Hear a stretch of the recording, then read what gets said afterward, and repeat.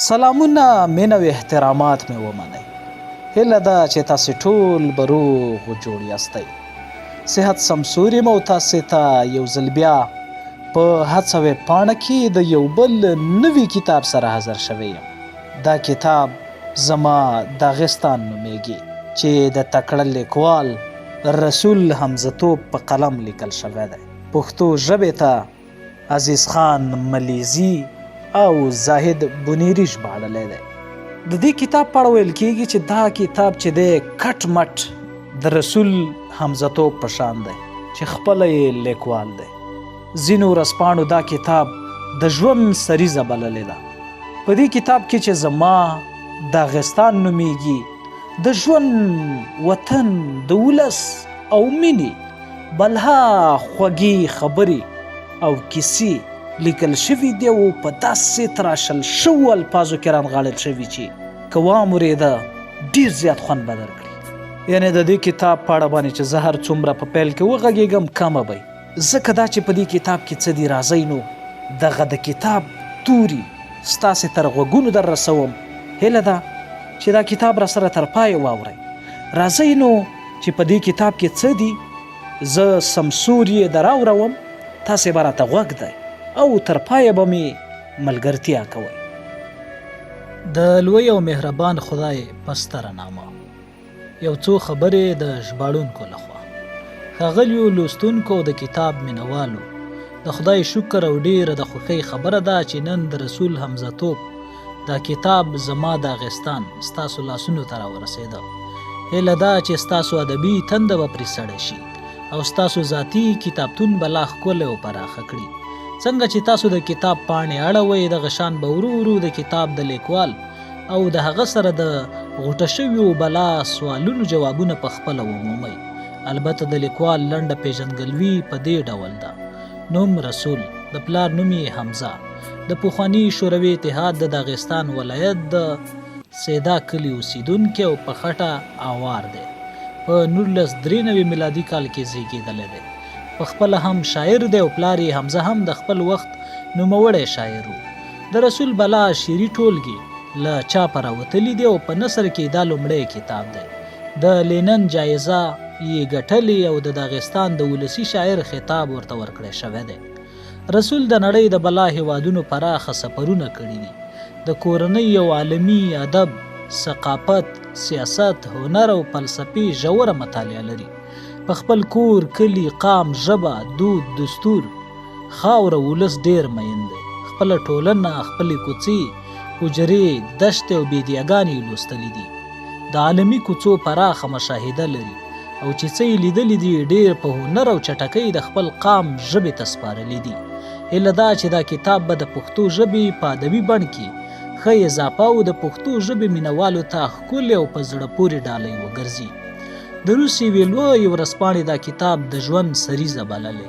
یوه خبره باید ښکاره شي چې دا کتاب د مالي ګټې په موخه نه دی ژباړل شوی، بلکې د ژباړلو اساسي لامل یې ښه او معیاري ادب د پښتو ژبې په لمن کې ځای کول دي چې پښتون ولس د معیاري او عالمي ادب سره اشنا شي او د پښتو ژبې ادبي بڼه د عالمي او معیاري ادب په ژباړو ښکلی او ښایسته شي.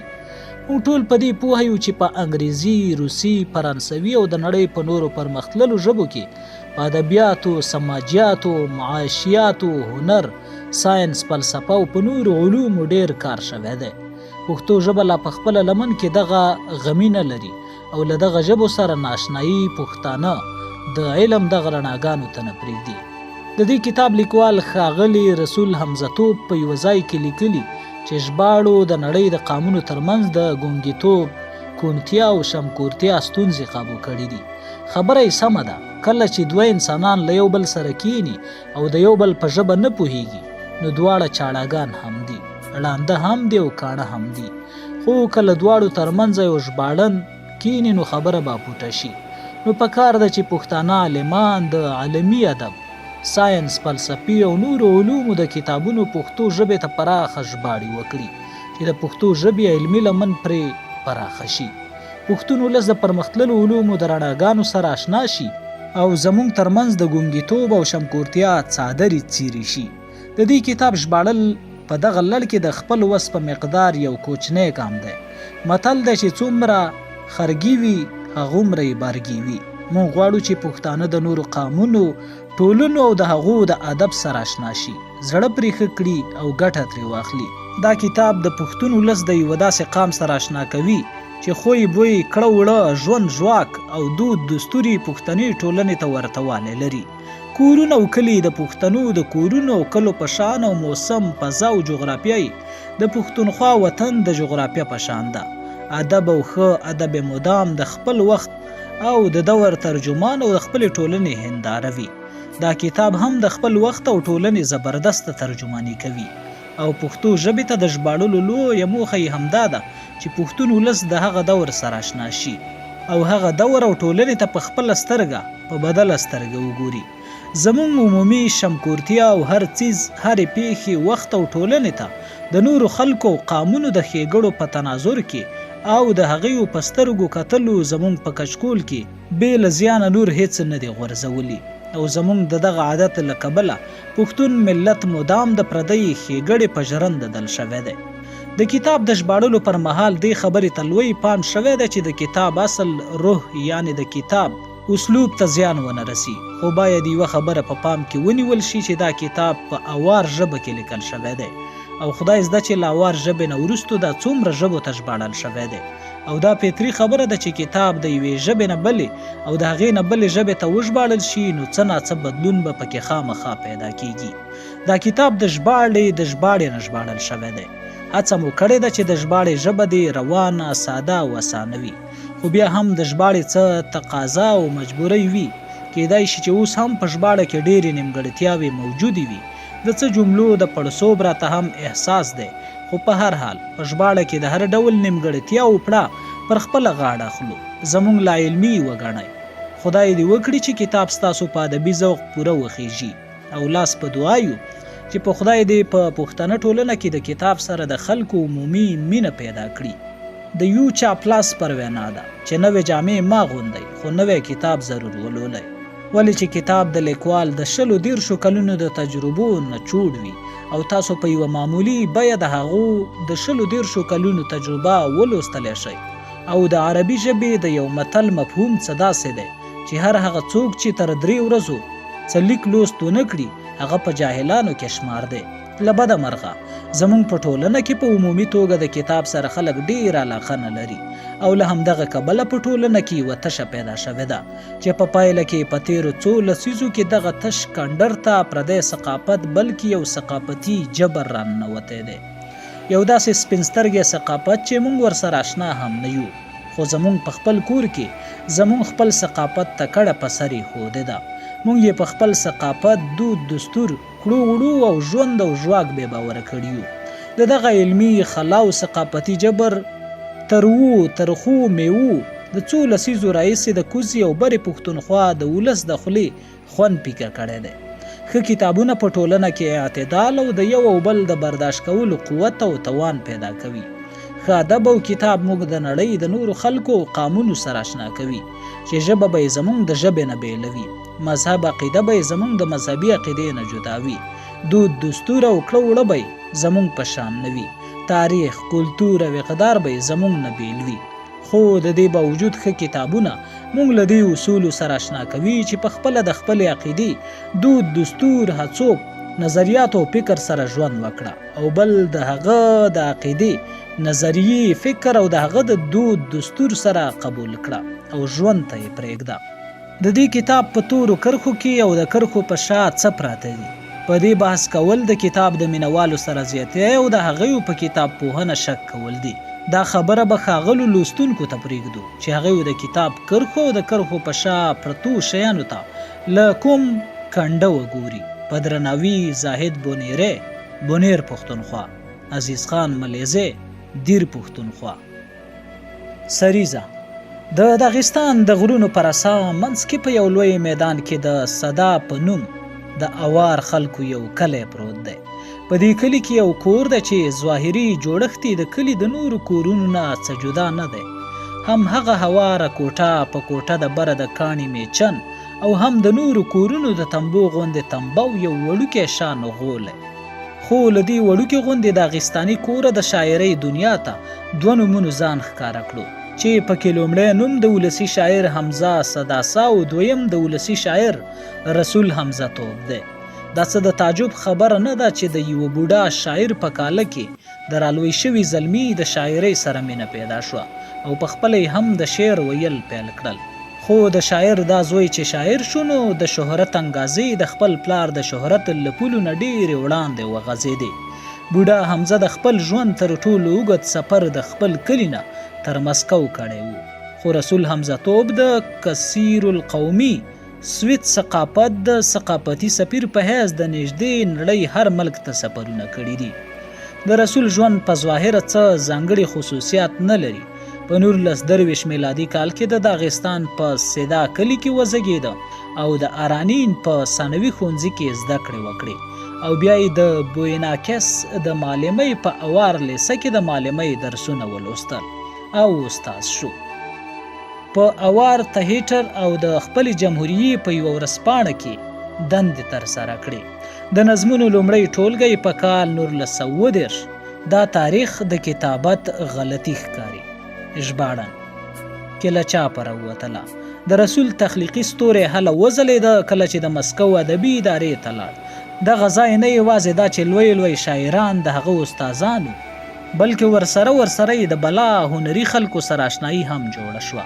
دغه ځای لومړی هغه ژباړونکي پیدا کړل او یا دا هم کیدای شي او دا ویل به زیات غوره وي چې ژباړونکو رسول وموندو او له دغه ځایه د هغه اوار شاعري د روسۍ ژبې قالب ته کوزه شوه. تر هغې وروسته د رسول 40 شعري ټولګې د مخاچ قلا نه په مورنۍ ژبه او د مسکو نه چاپ شوي دي. اوس هغه د لوی نوم خاوند دی. د لینن جایزه او د داغستان د ولسي شاعر خطاب ورته ورکړل شوی دی. شاعري د نړۍ بلا ژبو ته ژباړل شوې ده. اوس یې دا لومړی کتاب په نثر کې لیکلی دی او د وړاندې نه دا ویلی شو چې د رسول هنري او تخلیقي صلاحیتونه به دلته هم وځلیږي او نثر به یې د عامو ناولونو او افسانو نه جدا وي او په حقیقت کې هم دغه شان وشوه. خو بیا هم د هغې د نثر ځانګړتیا یو څه وضاحت ته اړتیا لري. په دې کتاب کې رسول داسې لیکل کړي دي لکه چې د خپل را روان کتاب سریزه لیکي. هغه موږ ته ښودل غواړي چې دغه کتاب د څنګه وي او په څه ډول به لیکل شي. نوم، ژبه او اسلوب به یې څه وي، رغونه به یې څه رنګ کیږي او مواد به یې څه وي. د دې کتاب څه لوستونکي هم په بېخیالۍ کې دا سوال پورته کولی شي چې هو دا خو سریزه ده، په خپله کتاب چرته دی. خو سوال کوونکی به په حقه نه وي. دې ټکي ته رسېدل څه ګرانه خبره نه ده چې د راتلونکي کتاب په اړه بحث یوازې یو ادبي بحث و مباحثه ده. په دمه په قلاره چې د کتاب دا سریزه ولولئ او قیمتي معلومات واخلئ، د هیواد په اړه د شاعر په زړه پورې او درنو ذمهوارو احساس وکړئ نو دا یو مکمل کتاب شي. د هیواد په اړه د شاعر په زړه پورې او درنو ذمهوارو احساس وکړئ نو دا یو مکمل کتاب شي. دا کتاب د ژوند لیک یعنی بایوګرافي په څیر لیکل شوی دی او تر یو حده اعترافي ځانګړتیاوې لري. شاعرانه دی او له خلوص نه ډک دی. لیکوال د خپلې شوخۍ په وسیله کتاب ته لا ښکلا بخښلې ده. لنډه دا چې کتاب کټ مټ د خپل لیکوال رسول حمزه توب په شان دی. دا څه حادثه او یا اتفاقي خبره نه ده چې یوې مرکزي ورځپاڼې په خپل یو مضمون کې دا کتاب د ژوند سریزه بللې ده. په دې کتاب زما داغستان کې به لوستونکي بلا اوار اقوال متلونه څه سنجیده او څه مزاحیه کیسې ولولي چې څه خو د لیکوال خپلې مشاهدې دي او څه د اوارستان د ولسي حافظې د خوندي خزانو څخه اخیستل شوي دي چې د ژوند او هنر په اړه د کوټلي فکرونو او تصوراتو څخه ډکي دي. په دې کتاب کې د ژوند او وطن د ولس او مینې بلا خوږې خبرې او کیسې لیکل شوي دي. کله چې رسول د خپل کار په اړه خپل لوستونکي ته مخاطب کیږي نو وایي چې څه خلک داسې شته چې د خپل پرون دردونکي او غمژنې خاطرې لري. دغه ډول خلک د نن او سبا په اړه همدغه شان مایوسه تصورات لري. زه داسې خلک هم شته چې د ماضي شانداره یادونه ورسره دي او په خیالونو او فکرونو کې نن او سبا هم روښانه ځلیږي.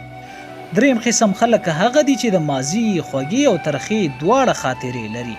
د نن او سبا په اړه د هغې فکرونه د مختلفو جذباتو، تصوراتو، د سندرو او رنګونو ډک وي او زما تعلق د همدغه دریم قسم سره دی. زما د ژوند لارې مدام هوارې نه دي پاتې شوي، شپې او ورځې مې مدام په راحت او سکون کې نه دي تیروتي. زما ملګرو، د دې پیړۍ په نیمایي کې زما ژوند هم ستاسو په شان د نړۍ په لویو حادثو کې تیروتی دی. هره پیښه د ادیب په زړه خپل اثرات پرېږدي. ښې او بدې پیښې د پنکار په څنګ او کوڅه کې غلې او په قلاره نه تیریږي. هغه په کاڼو نقش کیږي، په واورو نه. او زه د نن په اړه خپلې مشاهدې او د سبا په اړه خپل فکرونه او تصورات راټول کړم، تاسو له راشم، ستاسو تنبا وټکوم او غږ وکړم زما خوږو ملګرو. دا زه یم، ما پرېږدئ چې دننه درشم. ولادیمیر سولوخین ادیب، د کتاب روسۍ ژبې ته ژباړونکی. د سریزې په ځای په دې اړه یو څو خبرې. سهار د سترګو غړېدلو سره سم له کټه داسې مه دنګه لکه څه چې چیچلی. لومړی باید په هغه خوب غور وکړي چې بېګا دې لیدلی دی. الوتکه د اوچتېدلو نه وړاندې ډېر زیات شور کوي. په ټول هوایي ډګر له ګرځېدلو نه پس رنوی ته رسي، په غړمبېدلو منډه وهي او بیا له دغه هر څه نه وروسته اوچته شي. چورلکه منډه خو نه غواړي، ولې له پورته کېدو نه مخکې ښه شور شغرب جوړ کړي. ګرړېږي او داسې لړزېږي لکه چې دوره پرې راغلې وي. دا خو یوازې غرڅنی باز دی چې له غره نه مخ په بره په هوا شي او والوزي. د اسمان لمنو ته ورسي، په ډېر ویاړ سره په هوا کې بازنګړې اړوي او نور هم په بره خیژي تر دې چې له نظره ورک شي. د یو ښه کتاب پیل دې هم باید د یوې اوږدې ستړې کوونکې سریزې یا پیژنګلوو نه بغیر وشي.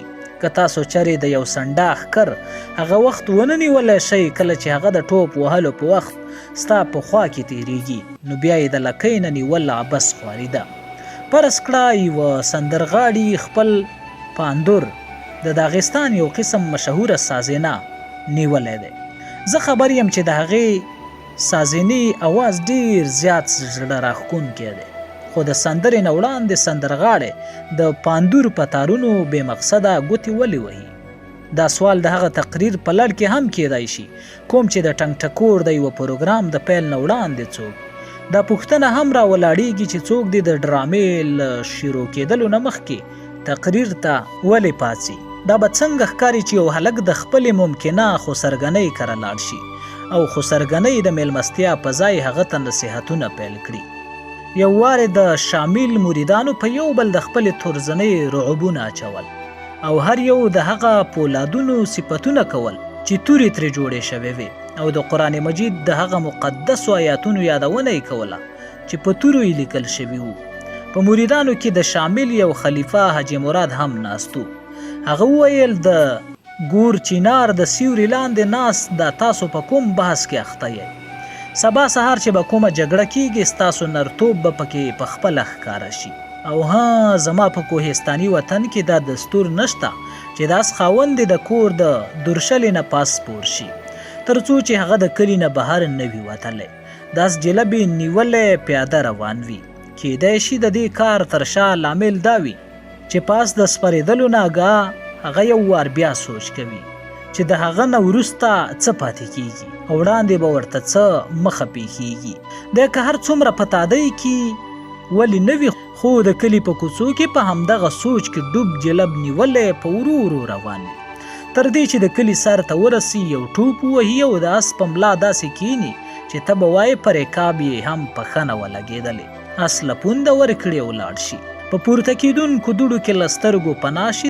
زه هم د خپل کتاب په ملا له سپرېدو وړاندې په سوچ کې روان یم او د څه ویلو او لیکلو نه وړاندې اندېښمن یم. د یو سړي ژبه یوازې هغه وخت نه نښلي چې دی دې چاړاګی وي، بلکې هغه وخت هم نښلي کله چې دی د موقع په مناسبت سره داسې مناسبو تورو ته اړتیا لري چې د مضمون او موقع د اړتیا سره سم او په طول پوره وي. زه په خپله په دغه ډول تورو په چا د خپلې هوښیارتیا او پوهې روب اچول نه غواړم، خو چاړه هم نه یم. خبره قدرې دا ده چې ما ته مناسب توري پکار دي او ځکه نو زه کله کله سا نیولی شم. د ابوطالب وینا ده چې د یو کتاب سریزه د هغه څاښت په څیر ده چې د چا وهمي ښځی هغه وخت په غاښونو چیچي کله چې هغه د خپل خاوند د ګډې د څرمنې نه جوړ شوی کوټ ګنډي. عام عقیده دا ده چې که چیرې داسې ونه کړل شي نو دا کوټ کفن کیدی هم شي. ابو طالب دا هم وایي چې زه د هغه کس په څیر یم چې په تیاره کې د کوم وره تمبه لټوي او د دروازې ته هم ورسي ولې په دې یقیني وي چې هغه دننه تللی هم شي او کنه. او بیا دا چې د دننه تک څه ګټه هم شته او کنه، خو بیا هم هغه په دې دوران کې تمبه ټکوي. ټک ټک ټک. د کور خلکو که غوښه پخوئ نو پاڅېږئ ناوخته کیږي. یا د کور خلکو که تاسو د جوارو دلیه ټکول غواړئ نو بیا هیڅ فکر مه کوئ، په قلاره پاڅېږئ. یا د کور خلکو خو که ستاسو اراده د بوز څښلو وي نو بیا خپل ګاونډیان رابلل هیر نه کړئ. ټک ټک ټک. زه دننه درشم یا که تاسو ما ته اړتیا نه لرئ. ماشوم په 2 کاله کې د خبرو کولو چل زده کوي، خو انسان ته څه 80 کلونه پس معلومه شي چې ژبه څنګه قابو کیږي. زه نه 2 کلن کوچنی یم او نه 80 کلن سپینګیری، بلکې د خپل ژوند په منځني پړاو کې یم، خو بیا هم د ژوند آخري پړاو ته لږ زیات نږدې یم.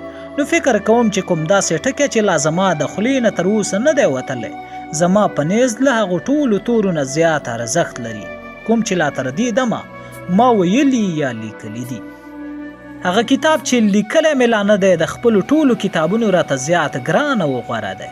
دغه کتاب نایاب دی، نازولی دی، په ما ګران دی او زما نه جرأت غواړي. یو نوی کتاب زما په ان یو داسې کنډو دی په کوم چې لا تر اوسه زه نه یم اوښتی، خو لارې راته پرانیستل کیږي او په لړو کې پټ منزلونه راته په خپله ښکاره کیږي. یو نوی کتاب د هغې اس په څیر وي چې تا پرې چرته سورلي نه وي کړي، هغه توره وي کومه چې تا له تیکي څخه نه وي راویستلي. زمونږ په کلو کې یو متل کیږي چې لومړی خپله توره بې ځایه له قاشه مه وباسه، خو که ویستل یې در په غاړه شي نو بیا پرې داسې ګزار وکړه چې په یو ګزار د اس او د سواره دواړو خبره غوڅه شي. د کلیو خلکو ستاسو ویناوې څومره ریښتینې وي، خو بیا هم د تورې له راویستو نه وړاندې باید د دې خبرې پخلی وشي چې توره دې تیره ده او که نه. ای زما کتابه، ته خو له کلونو راهیسې زما په زړه کې ژوند کوې. ستا مثال خو د هغه ګل اندامې ښاپیری دی چې ما ورته له لرې لرې نه ډېر کتلی دي. په خوبونو کې مې لیدلې ده، خو کله مې ورله د ګوتو وروړلو توان نه دی پیدا کړی. اکثر داسې هم شوي دي چې هغه ما ته دومره نږدې راغلې ده چې په لاس غځولو مې هغه لمس کولی شوه، خو په داسې هره موقع زه شرمېدلی یم. د حیا نه مې سر ښکته کړی دی، واپس ګرځېدلی یم. خو اوس هغه وخت تیر دی، اوس ما پرېکړه کړې ده چې زه به د هغې خوا ته ځان رسوم او ورسره به غاړې غړی کېږم. د یو شرمېدونکي مین پر ځای اوس زه د یو نر او زړور انسان جوړېدل غواړم. زه په دې نوي اس کښېنم او 3-4 چابکی وهم. اوس چې هر څه پیښیږي ګورو به. بیا هم زه د هر څه نه وړاندې په خپلو ځمکو کې د ټوکېدلي خالص تمباکونه چلم ډکوم چې د چلم په ډکولو کې دومره خوند دی نو چې د لوګي په راښکلو کې به یې څومره خوند وي. ای زما کتابه، ستا د شروع کولو نه وړاندې زه تا ته باید ووایم چې زما د زړه په تل کې ته څه رنګه راټوکېدلی وې. ستا نامه څنګه زما ذهن ته راغله، زه تا ولې لیکم او خپله په ژوند کې زما څه ارادې دي. زه خپل میلمانه خپلې حجرې ته رابلم چرته چې اوس حلال شوی پسه ټک ټوک کیږي، د کبابو خوشبو لا نه ده پیل شوې او په شاوخوا کې د تازه وینې غوښو او څرمنې بوی خور دی. زه خپل ملګري د خپل لیک لوست کوټې ته ننباسم چرته چې هر خوا کاغذونه خواره واره پراته دي او زه هغوی ته اجازه ورکوم چې دا کاغذونه که هغوی غواړي نو لوستلی شي. خو زما پلار به ویل چې پردي کاغذونه کتونکي او لوستونکي د هغه خلکو په څیر وي چې پردي جیبونه لټوي. پلار به مې دا خبره هم کوله چې د کتاب سریزه د هغه لوړ دنګ او پلن سړي په څیر ده چې خولۍ په سر وي او د سینما په لومړي قطار کې ستانه مخې ته ناست وي. اوس تا نصیب خپل دی چې دی نیغ ناست دی او کډډه یې وهلې ده. زه چې په خپله په نندارتون کې ناست یم او مخې ته مې دا رنګ څوک ناست وي نو بد را باندې لګي. زما له ډایرۍ څخه زه اکثره مسکو او د روس نورو لویو وړو ښارونو ته ځم چېرته چې ما ته خپل نظمونه اورول هم را په غاړه وي. په دې ښارونو کې خلک زما په مورنۍ ژبه اوار نه پوهیږي، نو ځکه په پیل کې زه د خپل ځان په لړ کې لږ څه ووایم. بیا زما روسي شاعران ملګري زما د نظمونو ترجمې واوري، خو د ترجمې نه وړاندې اکثر خلک زما نه غوښتنه کوي چې زه په خپله مورنۍ ژبه کې هم دویو ته یو نظم نیم واوروم. هغوی وایي موږ ستا د مورنۍ ژبې د موسیقیت او ستا د نظمونو په شریعت ځانونه پوهول غواړو. زه یې فرمایش پوره کړم او دا بیخي داسې ده لکه چې یو سندرغاړی د سندرې نه وړاندې د خپل ساز تارونه هسې ټنګوي. آیا د یو کتاب سریزه یا دیباچه څه دغه ډول اغیز نه لري؟ زما له ډایرۍ څخه کله چې ما په مسکو کې زده کړې کولې ما له مې پلار د توت کوټ اخیستلو لپاره لږې پیسې راکړې وې. خبره داسې وشوه چې پیسې رانه ولګېدې خو ما کوټ وانخیستل شو. د ژمي په رخصتیانو کې زه خپل وطن داغستان ته راغلم. په تن مې هم هغه جامې وې چې په اوړي پکې مسکو ته تللی وم. چې کور ته ورسېدم نو ډېرې انې بانې مې وکړې، خو هر یوه بانه به د لومړۍ نه زیاته بې خوند او بې باوره ښکارېده. کله چې زه په خپل بنډلي جال کې بیخي ونه ختم نو په دې کې مې پلار په خبرو کې راودانګل او راته وویل بس کړه رسوله، نور څه مه وایه، زه ستا نه یوازې 2 تپوسونه کول غواړم. بلې وایې تا کوټ اخیستی و که نه؟ نه مې و اخیستی. او پیسې درنه لګېدلې دي؟ هو لګېدلې دي رانه.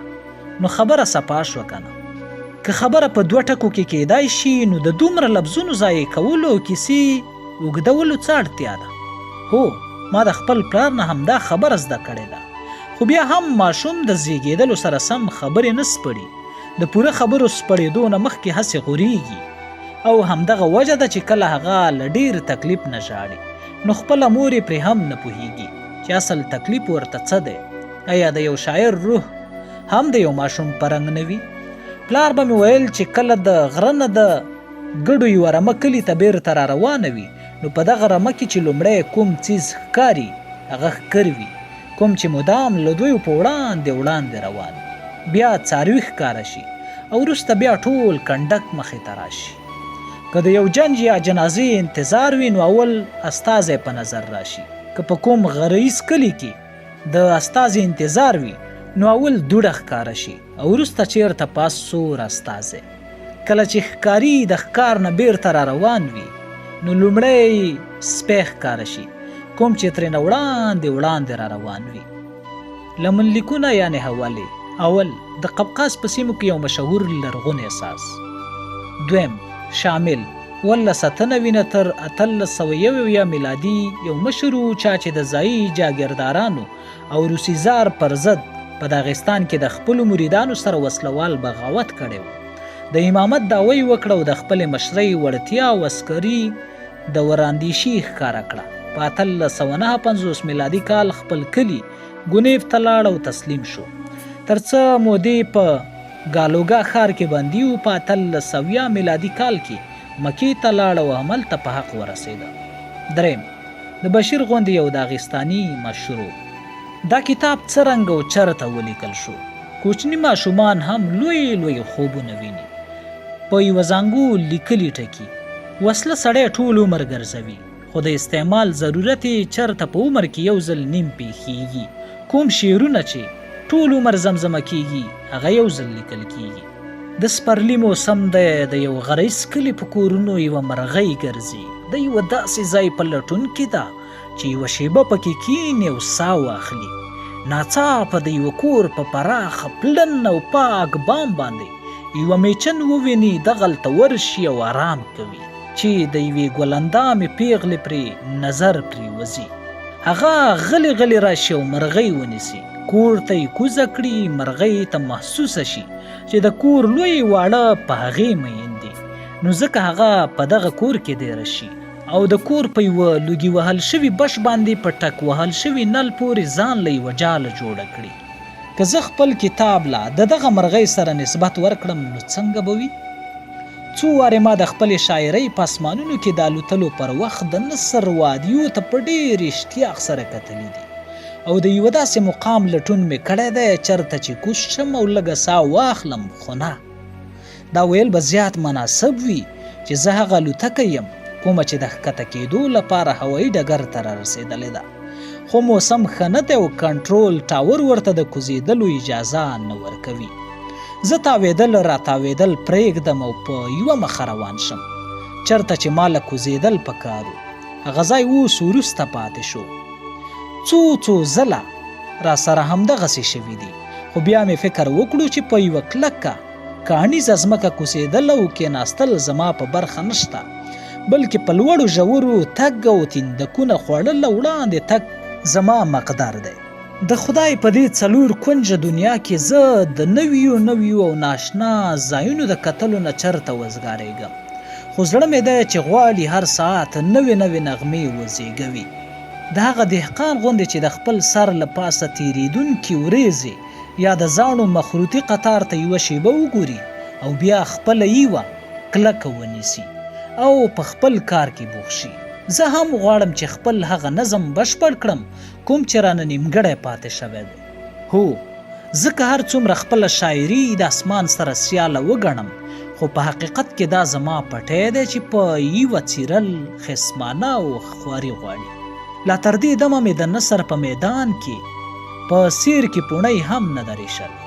یوه ورځ ما ته یو لیک راغی، په لفافه کې د یوې داسې مجلې د مدیر پیغام و چې زه ورته ډېر احترام لرم. د لیک پیل د محترم رسول په جمله کړی و او حقیقت هم دا دی چې عقیدت او درناوی دوه اړخیز و. لیک چې مې پرانیست نو دومره اوږد و لکه د میخې هغه څرمن چې کلیوال یې د خپل کور په بام وچولو ته غوړوي، او چې لیک مې ولوست نو هم همغسې شغار به یې کوه لکه هغه وچه شوې څرمن چې څوک د کوزولو لپاره رانغاړي. که څه کمی و نو هغه یوازې د څرمنې وږم چې له دې لیک نه راته.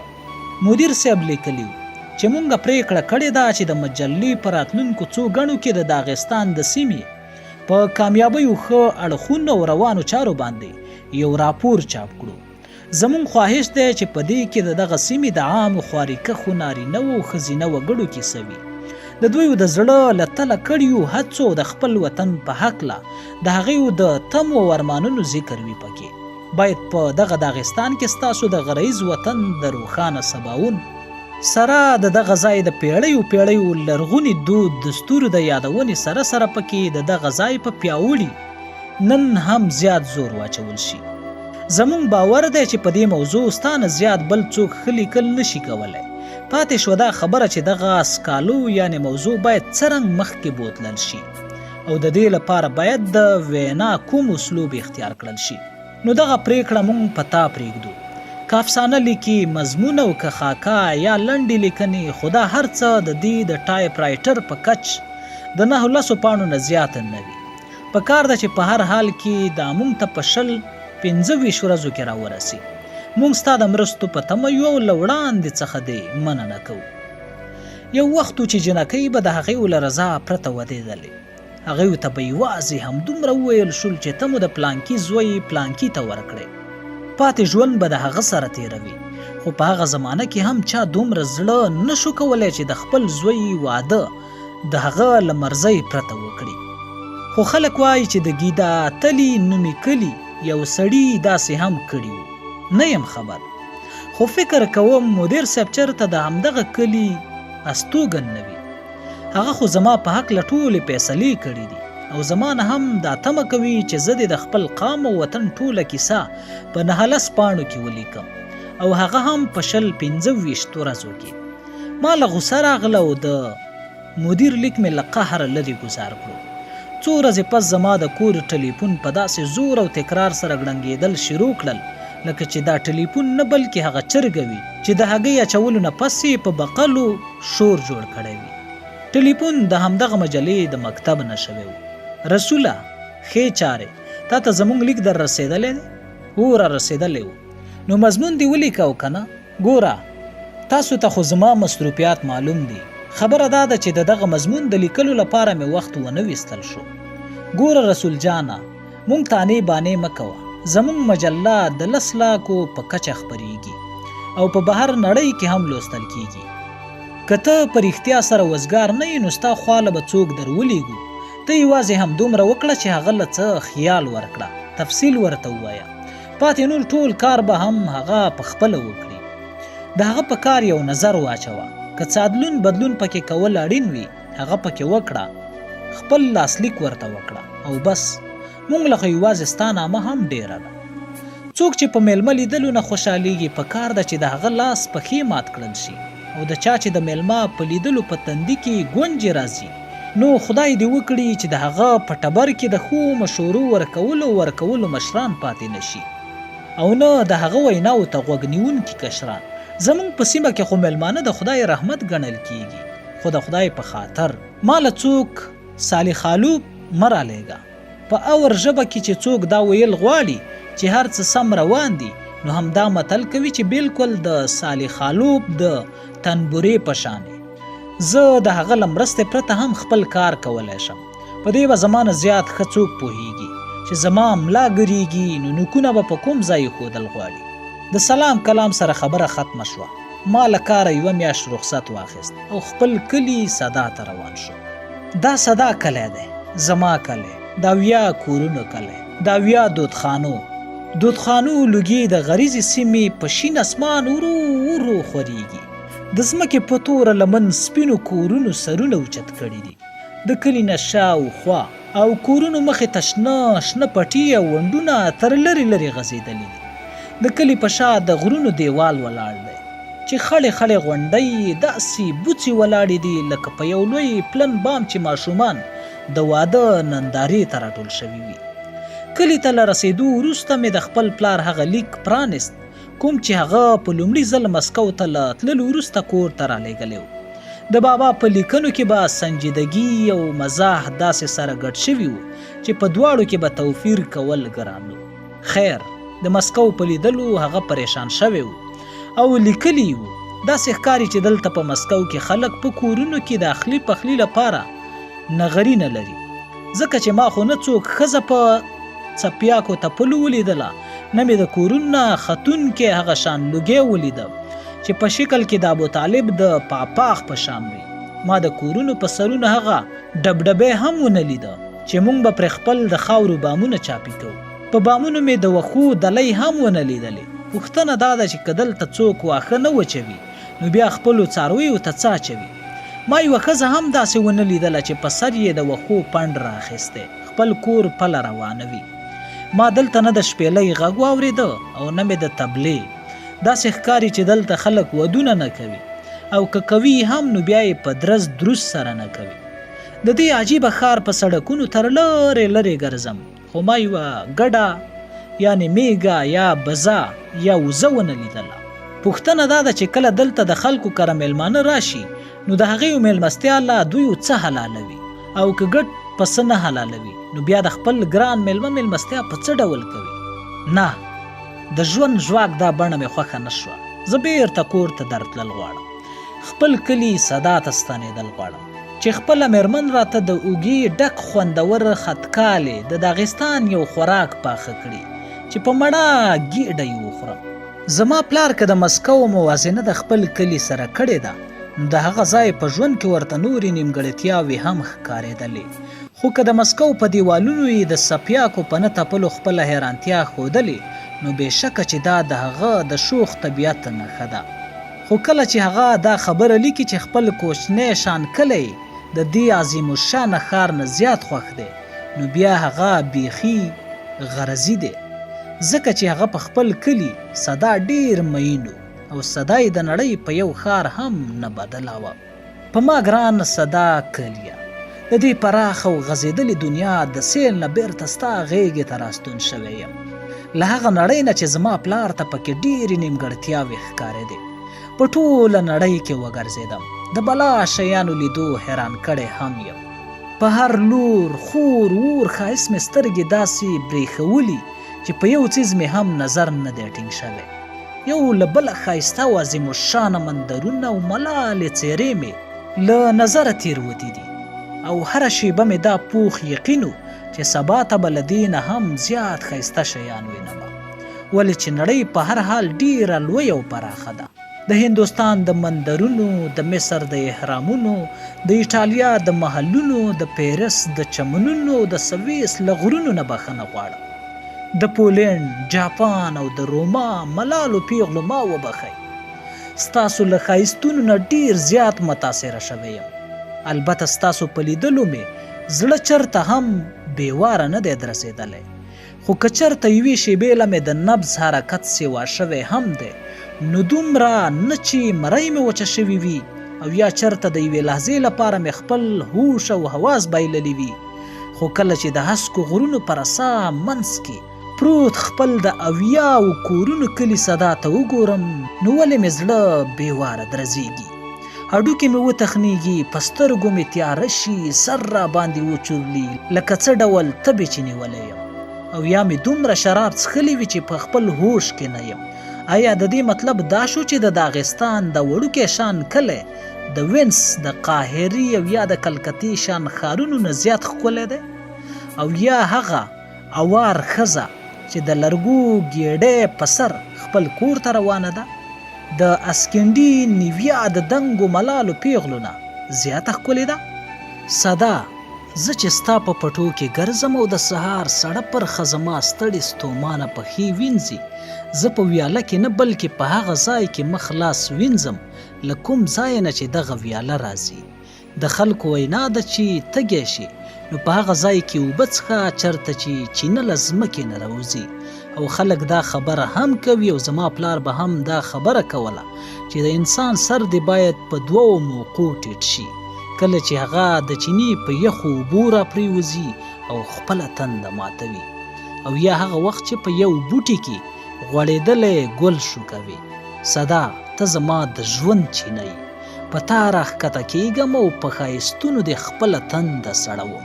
زه په تصور کې یوه غونډۍ او د غونډۍ په سر خړ شان سیوری وینم، دا زه یم، 30 کاله پخوانی رسول، د غونډۍ په سر ناست د خپلو ګډو رمو ساتم. یوه اوږده شان لښته مې په لاس کې نیولې ده، پاپاخ ځایي خولۍ مې په سر ده او پښې مې په خاورو څښادي. په تصور کې راته یوه نرۍ لاره او په دغه لاره راته هم هغه شان سیوری ښکاري. دا سیوری هم زما خپل سیوری دی، دا هم زه یم، 30 کاله پخوانی رسول، په خوا و شا کې چرته بل کلي ته روان یم، لکه چې پلار مې په څه کار پسې لیږلی یم. په هر یو قدم او هر ګام مې د خپل ځان سره ملاقات کیږي، په هر قدم خپل ماشوموالی، بارانونه، سپرلي، ګلان او د خزان رژېدلې پاڼې وینم چې زما د ماشوموالي یادونه ورسره غوټوي.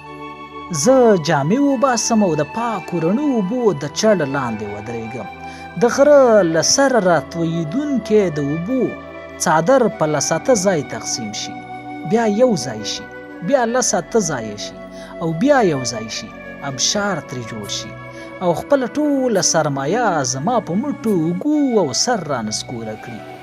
د خپل کلي د دې یخو ابشارونو په وړاندې راته د پلیس رایل هوټل غسلخانې پلاستیکي لوبتکې ښکاري.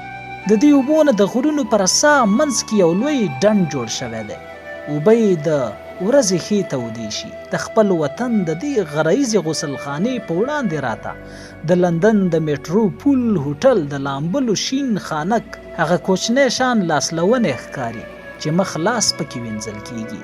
زما د لویو لویو ښارونو په سړکونو ګرځېدل ډیر خوښ وي، خو چې 5-6 واره پرې لاړ شم راشم نو زړه مې ترې موړ شي او د ښار د ناشنایي احساس رانه ورک شي او ګرځېدو ته مې ډډې نه لګي. خو بل اړخ ته د خپل کلي په وړو وړو سړکونو او نریو نریو لارو به زه په زرهاو ځله تلی راغلی یم، خو زړه مې نه مړېږي او نه مې د ګرځېدو خواهش کمیږي. دا ځل مې د کلي هر یو کور ته سر ورښکاره کړو، هر انغري ته کېناستم، که چېرته په انغرو کې د اور لمبو رقص کولو یا د لمبو په ځای سرې سکروټې پرتې وې، او که چېرته په سکروټو کې پټ پراته بڅري هم ایره شوي وو، هر هغه څیز ته مې سر ورښکته کړو چې د وختونو سپېرې سړي ایرې پرې اوښتې وې. کله به چې د زانګوګانو په خوا کې ودرېدم نو احساس مې کولو چې په زانګو کې په خپله زه ویده پروت یم او لا مې د ژوند په لارو قدم هم نه دی ایښی. د غرونو نرۍ لارې، د روس پلن او پراخه سړکونه، د بهرنۍ نړۍ سیلونه او هوایي ډګرونه خو لا ډېره لرې خبره ده. د خپل کلي هدیرې ته هم ورغلم. په زړو قبرونو شنه واښه ولاړو. نوي قبرونه مې هم ولیدل چې لا ترې د تازه کنستل شوې خاورې بوی هم نه و تللی. هغه کورونو ته هم ورغلم چې د مړي د ګورو کفن انتظامات پکې روان او ځوړند سر کېناستم. د ښادیو په ګډاګانو کې مې هم برخه واخیسته. بلا نوې کیسې مې واورېدې او بلا داسې خبرې مې هم واورېدې چې پخوا مې هم اورېدلې وې خو رانه هېرې شوې وې، او یو ځل بیا مې د یادونو د ژور کوهینه د ذهن پردو ته راوچتې شوې. نوې پیښې مې په خپلو سترګو ولیدلې او زړې مې د خلکو له خولې واورېدلې او د یادونو تصویرونه مې تازه شو. زما د یادونو نقشونه په یوه لویه کوډۍ د اچول شویو رنګارنګ تارونو غوندې وو. بیا مې په ذهن کې د هغه ښکلي غالۍ عکس راغی چې د دغه تارونو په مرسته جوړېدلی شوه. تر پرونه مې احساس په زړه کې نه و. لیونتوب او ځواني و ژوند روان و. ناڅاپي مې ژوند بدل کړو دوه شنو سترګو. شرارت د کوچنیتوب پاتې کیسه شوه، خو پرون شوم په دې پوهه سر مې خلاص شو. سنجیدګي ده چې غوښتنه ده د مینې یو ځل بیا هغه شنو سترګو جادو وکړو. شرارت د وړوکوالي بیا رښتیا شو. هو، زه یو روماني نظم لیکم خو لا نیمګړی دی. عشق او محبوبه د نظم موضوع ده. عشق خو زه پخپله یم او محبوبه هغه ملاله ده چې زه پرې ډېر مین یم. په کار ده چې خپل نظم پوره کړم، خو ناګهانه داسې احساس وکړم لکه چې تار راپسې راغلی دی. زه هر څه په خپل ځای پرېږدم او هوایي ډګر ته روان شم. یا داسې وګڼئ چې یوې ښځې سهار وختي پانغري کې اور بل کړی دی چې بیګانه پاتې شوی سوړ انګولی یعنې کتخ تود کړي. د هغې پان دغه انګولی د ټول کور پوره کیږي، خو ناڅاپه پرې یو داسې میلمه راشي چې د راتلو تمه یې نه وه. نو اوس په کار ده چې ښځه د انغري نه بیګانه پاتې شوی انګولی کوز کړي او نوې کټوۍ پخه کړي. یا څه داسې پیښه وشي چې واده دی، په یوه کوټه کې د زلمي نه د هغه ملګري راتاو شوي ناست دي، خو ناڅاپه کوټې ته مشران راننوځي او هلکانو ته پاڅېدل ور په غاړه شي چې مشران کیني. یا داسې ووایئ چې په یوه کوټه کې مشران هم ناست دي او یوه ګوټ ته ماشومان هم په لوبو بوخت دي، خو ناڅاپه یې ماشومان د کوټې نه بهر ته وشړل، ولې چې مشران په څه خاص خبره جرګه کول غواړي. اکثر داسې ګمان کوم لکه چې زه یو ښکاري یم، کبان نیسم، او یا څوک شهسوار یم، د خیالاتو ښکار کوم، د کبانو په شان یې رانیسم، او لکه د اس پریزین راکاږم او اس له لته ورکړم. خو کله کله دا احساس بیخي پوټه شي او فکر کوم چې زه په خپله څه هوسۍ کب او یا اس یم، او دا زما فکرونه، خیالات او احساسات دي چې د ښکاري په شان په ما راپسې دي. ما نیسي او په ما سورلي کوي او زما واګې په خپلو مضبوطو منګولو کې نیولې دي. هو صیبه، د خیالاتو او احساساتو مثال په غریزو سیمو کې د نابللو میلمنو په شان دی چې نه خو ورله بلنه ورکړی شوې ده او نه یې له وړاندې څخه د راتګ څه اندازه وه، او له راغلي میلمنه خو نه څوک پټېدای شي او نه ترې تېښته کولی شي. زمونږ په غریزو سیمو کې په میلمه کې فرق نه کیږي. میلمه بس میلمه دی، نه وړوکی او نه لوی دی، نه خاص او نه عام دی، خو یوازې له دې کبله چې هغه میلمه دی نو په مونږ ګران دی. مونږ خپل معمولي میلمه هم د قدرمن او درون کوربه نه زیات درون او د قدر وړ ګڼو. مونږ د خپل میلمه نه چرته دا تپوس نه کوو چې څوک دی او له کوم ځای نه راغلی دی. د خپل کور په دورشلو ورته هرکلی وایو، د انغري په غاړه ورله ښه ځای ورکوو او تر ټولو ښه او نوی بالښت ورته ږدو. په کلو بانډو کې میلمه مدام ناګهانه راځي، خو راتګ یې غیر متوقع چرته هم نه وي. چرته هم داسې نه کیږي چې میلمه دې راشي او موږ دې د هغه هرکلي ته تیار نه یو، ولې چې موږ هره شیبه او هره لحظه، هره ورځ او هر وخت د هغه د راتلو لارې څارو. د دې کتاب د لیکلو خیال ذهن ته د ناڅاپه راغلي میلمه په څیر راغلی دی. یا کله کله داسې هم کیږي چې ته وزګار ناست یې، څه کار دې نه وي او په دې غرض خپل رباب راواخلې چې تارونه یې سم سواره دي او که نه، بې مقصده یې په تارونو ګوتې راکاږي چې ناڅاپه دې په ذهن کې د یو څه سندرې خاکه را جوړه شي او له دې سره سم د اواز چپې خپل یون شروع کړي. ته په سندرو شروع وکړې او دا درنه هیر شي چې شپه خو تېره شوې ده او د سهار خړه خورېږي. یا یې داسې وګڼئ چې د کلي یو زلمی په څه وړوکې غوندې کار پسې بل کلي ته تللی و، خو چې بیرته راغی نو په اس ورسره یوه ملاله پیغله هم ناسته ده چې اوس د هغه ناوې ده. نو محترم ایډیټر صاحب، حکم دی په سر سترګو، ډېر زر به په داغستان د یو کتاب په لیکلو لاس پورې کوم، خو که ستاسو په ټاکلي وخت کې مې پوره نه کړی شو نو ما وبخه، ولې چې زه به په بلها نرو او کږو وږو لارو ګودرونو تیر وزم او تاسو ته خو علم دی چې زموږ د غرونو لارې څومره نرۍ او تنګې دي. ډېر لرې زما د وطن غرونه د ناتراشلي غمیو په شان ځلیږي. د فکر اسمې منډې له پراخه دشتې او ډاګونه غواړي او ستا د فکر په تنګه کوڅه او نرو وتکو کې منډې ته جوړ نه دي. زه خپل داغستان ستا په 9 یا 10 پاڼو کې نشم ضایع کولی او ورسره په دې خبره دې هم پوهه کړم چې د کامیابیو او کارنامو او د محنت کیسه لیکل او عام نارینه او ښځینه وګړي د هغیو کوششونه او هیلې ستایل د خپل کوهستاني وطن روښانه سباون د هغه پخواني دود دستور ورسره د هغه شاندار حال په ګوته کول زما له وسه بهر خبره ده. زما نری او نازک قلم دغه هومره لوی پیټی نشي وړلی. د ده له ژبې د سیاهۍ څڅېدونکي څاڅکي دومره توان نه لري چې بهیدونکي سیندونه ابشارونه د دنیا مقدر او یا د یو انسان مقدر په ځان کې جذب کړي. د یوې مرغۍ په وجود کې څومره وینه ده، انحصار د مرغۍ په جسامت دی. په وړه مرغۍ کې به لږ او په غټه مرغۍ کې به ډیره وینه وي. د خلکو وینا ده چې یو چا میوه وخوړه او زړی یعنې هډوکی یې ګزار کړو چې د هوسۍ په سر پرېوت او لکه بله یې د هوسۍ په سر ښایسته ښکر وټوکېدل. او یوه خبره دا هم کیږي چې که د شپې تیاره نه وي نو د سهار رڼا به چرته وه. او دا خبره هم کیږي چې د باز نه تپوس وشو، بازه ته چرته زږېدلی؟ په یوه تنګه خوړګۍ کې. بازه ته الوت چرته کوې؟ په پراخ اسمانونو کې.